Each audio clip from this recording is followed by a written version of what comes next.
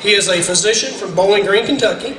He founded the Southern Kentucky Lion's Eye Clinic, which typically treats less fortunate patients. He also founded the Kentucky Taxpayers United in 1994, which rates the state legislators' tax honesty and helps promote America's for Tax Reform pledge. This pledge is to oppose any and all marginal income tax increases and any reduction in tax deductions. Dr. Paul lives with Kelly, his wife, and 3 children in Bowling Green, Kentucky. Big round of applause for Dr. Rand Paul.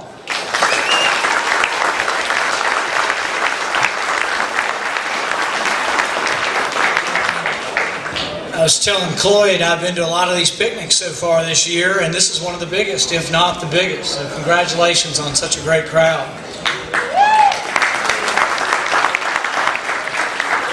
Politics is kind of a learning experience. I went to Fancy Farm this year, and after hearing Jack Conway, I learned one thing. Those 7 words they tell you that you can't recite on television, you're not supposed to say them at a Catholic picnic either. Well, last week, Dr. Dan Mongiardo has been criticizing Jack for using one of those words. Apparently, he used all 7 of those words to describe the governor. I don't understand it. I mean, it was already going to be a tough year for the Democrats, and they're imploding before they've even had their primary. Many years ago, there was a budget battle and debate in Washington. It was going to be a very close vote. And there was one guy who hadn't made his mind up. He was a career politician. He kind of went with the wind, and they didn't know how he was going to vote. And as the vote came forward, the budget passed by maybe 1 vote. He comes out onto the steps of the Capitol, and the press greets him there, and they said, well, how did you finally make up your mind? And he said, well, I went with the best deal. And they said, well, what does that mean? Does that mean your vote is for rent or for sale? And he said, well, no, but it's damn sure for rent.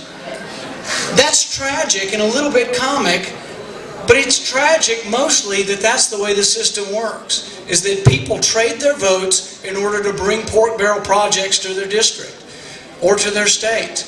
I think the career politicians a lot of time lose sight of what is best for the country because they're most concerned on what's best in furthering their careers. We've got examples on both sides of the aisle.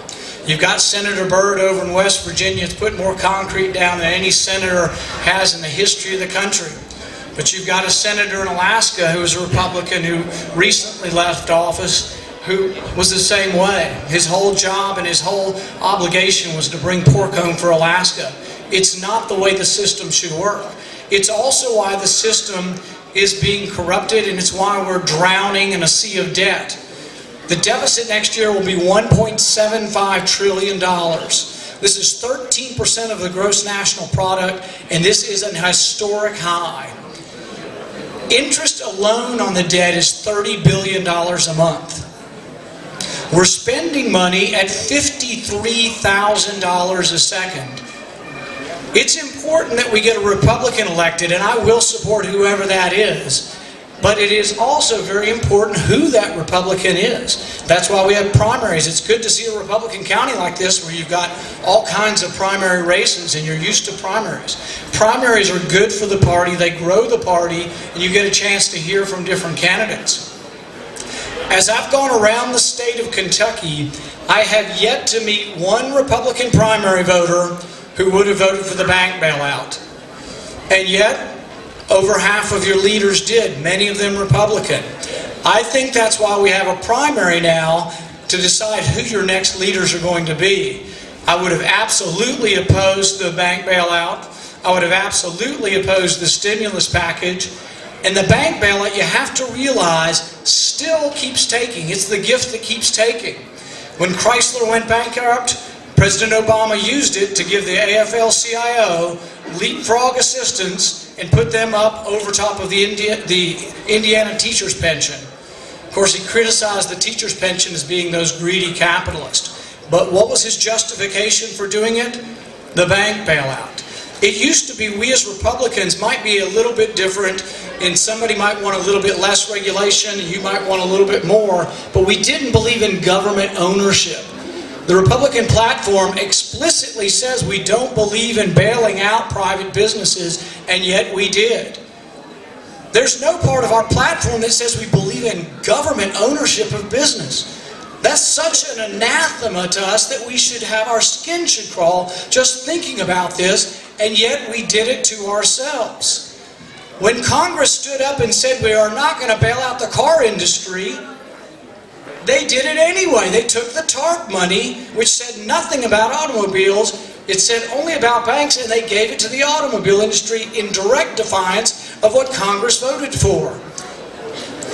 This primary season is a time for you to select new leadership. If I were elected, the first bill I will introduce is term limits. There is no reason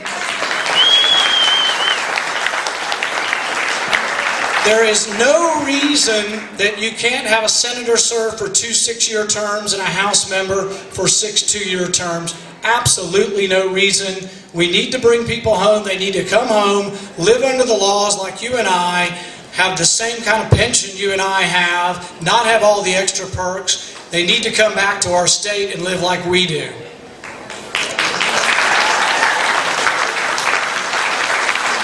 We as Republicans have talked about and said we believe in balanced budgets. We run on it every year. It's what everyone here says they believe in.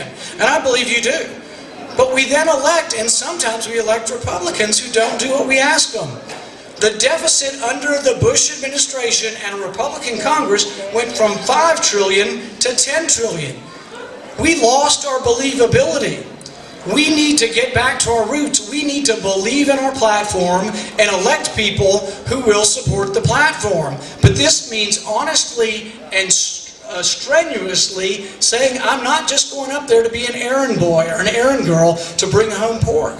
There's no money. It's not that the emperor has no clothes, it's that the emperor has no money. We owe the Chinese $800 billion. We owe the Japanese $700 billion, the Taiwanese $100 billion, the Saudis $100 billion. Where we as a country used to be great and export goods, our number one export is debt. The question is, how long will it last?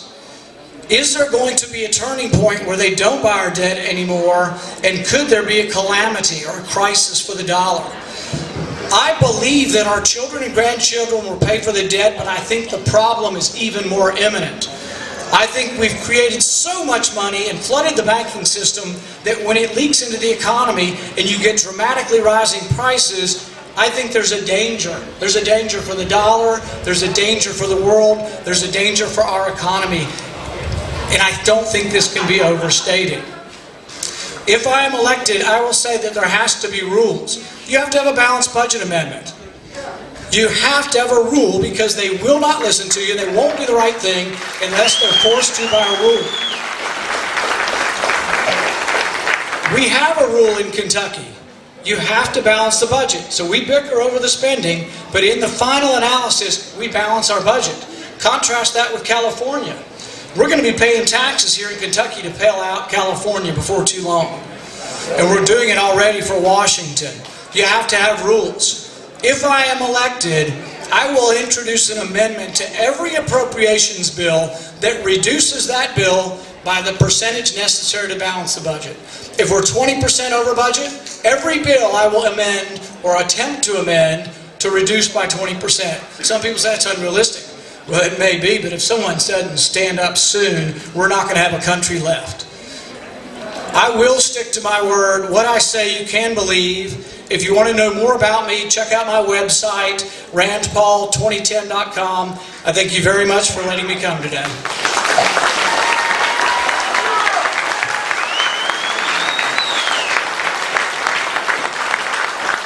Thank you, Dr. Paul.